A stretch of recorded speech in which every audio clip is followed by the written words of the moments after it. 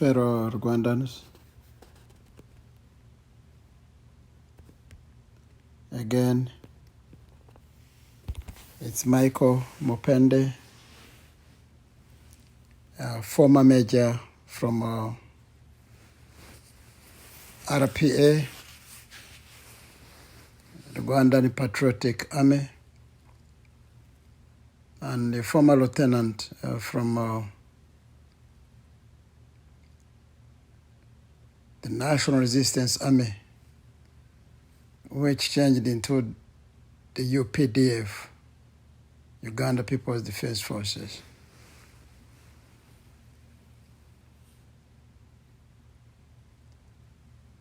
Again, I'm reflecting on the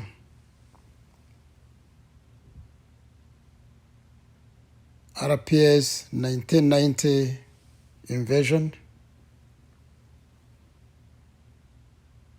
and the death that disfigured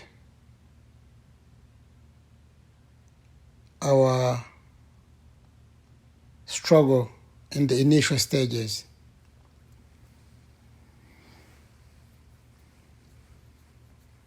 When I tell about this history, some say, why history? But history is the story of who we are, where we come from, and can potentially reveal where we are headed to. So there is more to knowing your history than meets the eye.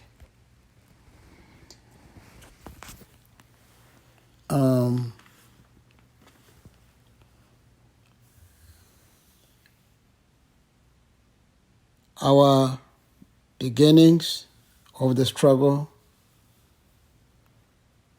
was marked by killings perpetrated by Paul Kagame, who had gone to the United States for training. And I'm going to mention the characters who were involved in this conspiracy. There was first, to begin with, the death of Rwigyema, which occurred on the 2nd of October, just one day after our invasion. Rwigyema was killed by General James Kabarebe, who was a second lieutenant at the time. Kabarebe and one lieutenant, second Lieutenant Kato,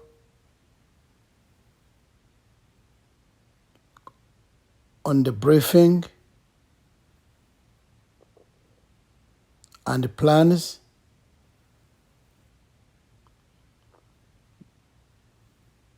by Paul Kagame, who had connected them to Fred Rwigyema earlier on before they went for training.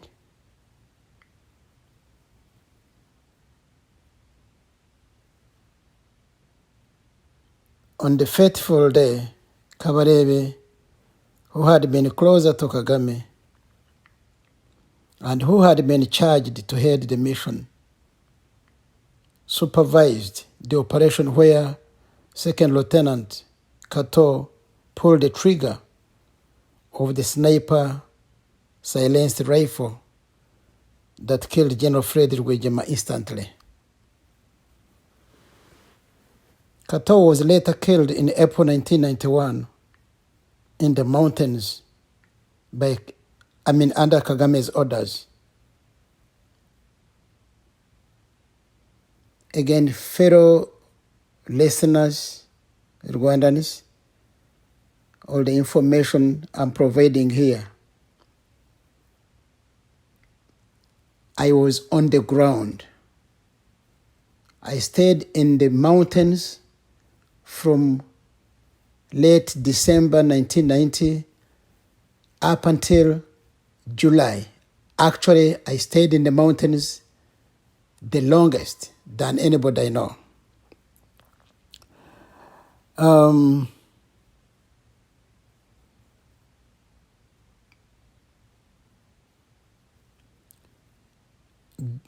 Kato was killed just to conceal the secret that we are now uncovering to the Rwandan people. However, there were many other officers who had been recruited by Kagame into this conspiracy move. Next, we will go to the days that followed. We have the days of Major Dr. Peter Bayingana. Bayingana was killed in the morning of the October 23rd of 1990. On the day of his death, we had visitors, senior officers from Uganda, who had been in Kagitumba for about 2 to 3 days.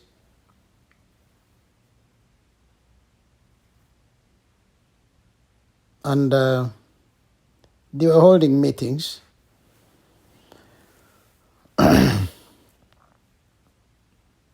Approximately on the morning of the 23rd of October,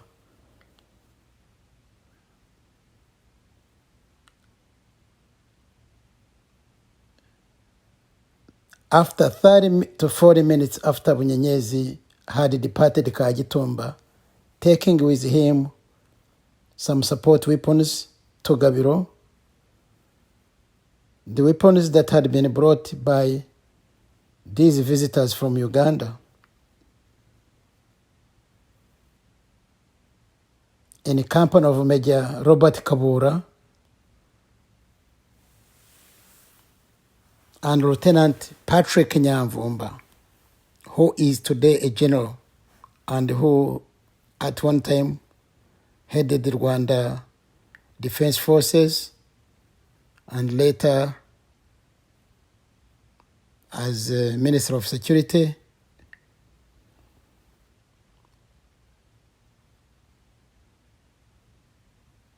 The trio, Bunyenyezi, Kabura, and Nyamvumba,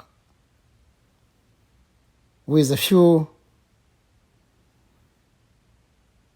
escorts or bodyguards, departed in a white Land Rover that formerly belonged to late Major Gen Fred Rwigyema.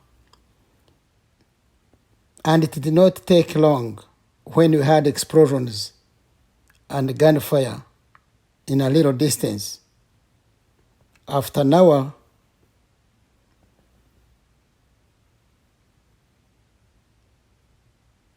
at around 1300 hours or 1 p.m., we saw Lieutenant Nyamvumba and Major Kabura returning with a message of Bayingana's death. I know many people, soldiers from RPA who had crossed from Uganda, who were at Kagitumba, and they saw these two gentlemen, Kabura and Nyamvumba, going with Bayingana, and they saw them coming back when they delivered a message to us.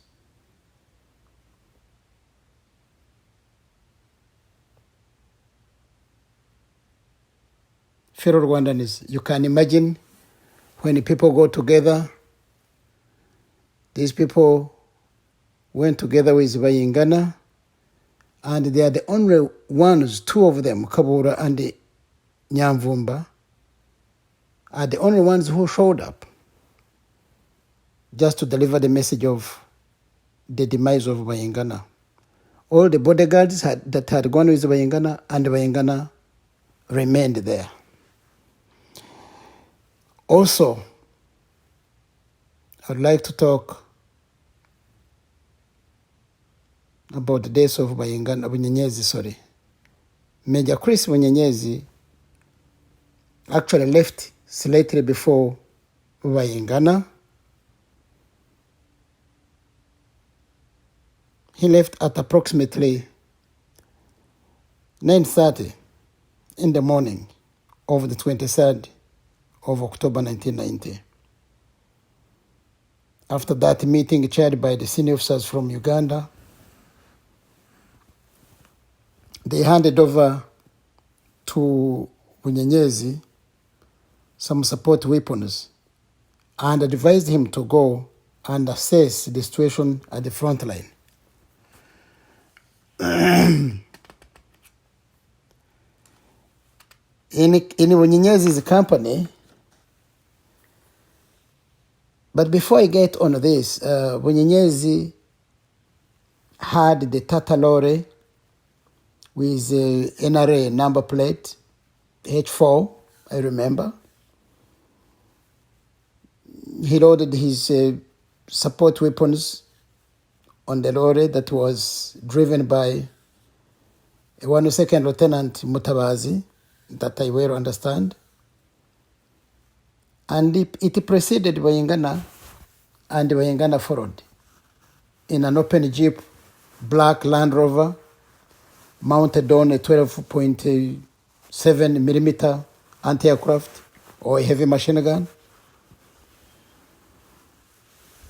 When boarding the Land Rover, Major Bunyenyezi was in the company of none other than Lieutenant at the time, Hassan Lumumba, the name he used in RPA that people know so much.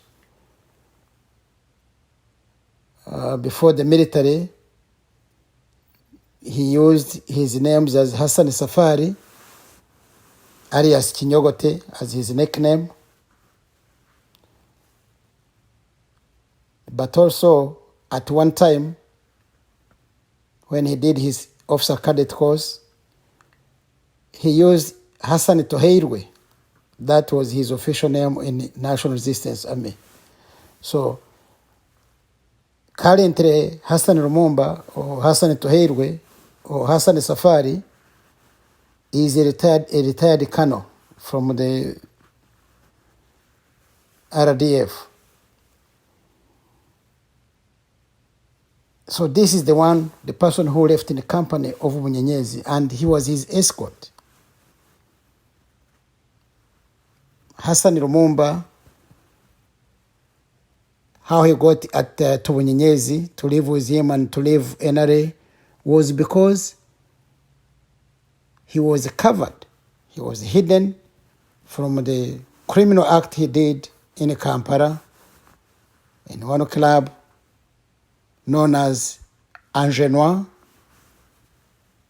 where he killed a girlfriend, a boyfriend to a certain Rwandan lady, just because of a small conflict. I understand it was dancing, and he wanted to dance with the lady, and the couple or the friends were tired and they were headed to leave when Hassan entered with others, and he said, "No, I have to dance with this young lady." The boy resisted some, and just verbally, and I understand he shot him, lay down. So that's how he ended to the operations headed by Bunyenyezi, and he was covered until we left for Rwanda. Meaning Bunyenyezi covered Hassan in his operations in the areas of Kabarebe and Soroti in the Uganda's eastern region. That's where they came heading for Rwanda together. So he had made him pretty much his chief escort. So this is the guy who left with Bunyenyezi and threw him into an ambush. So on coming from the mission, Hassan sneaked where we were in the wards. Remember, this was a sick bay, Kajitumba, one of the buildings. We were 4 injured officers in the room, and Hassan was forcing himself to lay by one of us on the small bed. And this is when one officer who didn't understand really what Hassan was doing shouted at him and asked him to leave. So these are 3 people that can be asked about the death of these 3 comrades: Fred Rwigyema, Peter Bayingana, and Chris Bunyenyezi. They have all the answers for every Rwandan who want to ask them these questions. Just base yourselves on my testimony and ask these people about our deceased. Today, after 30 years down the road, I'm sharing these hidden truths because, 1, to put our history straight, simple. 2, to let the relatives and friends of the deceased know exactly what happened to their people, which will lead to a relief.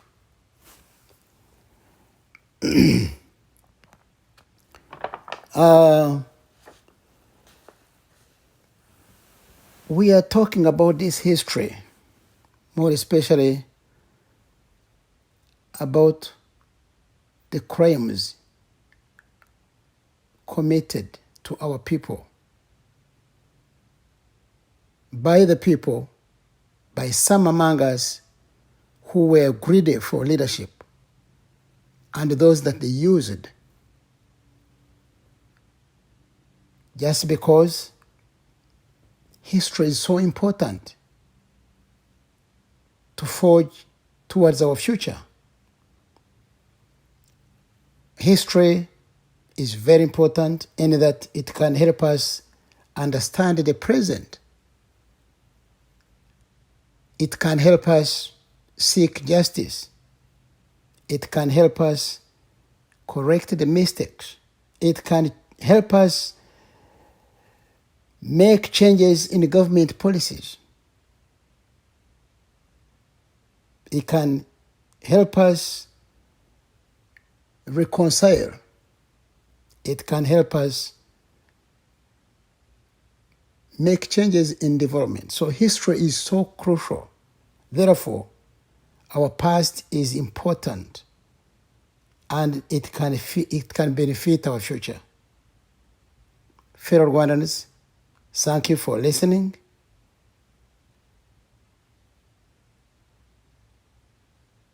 And have a good evening.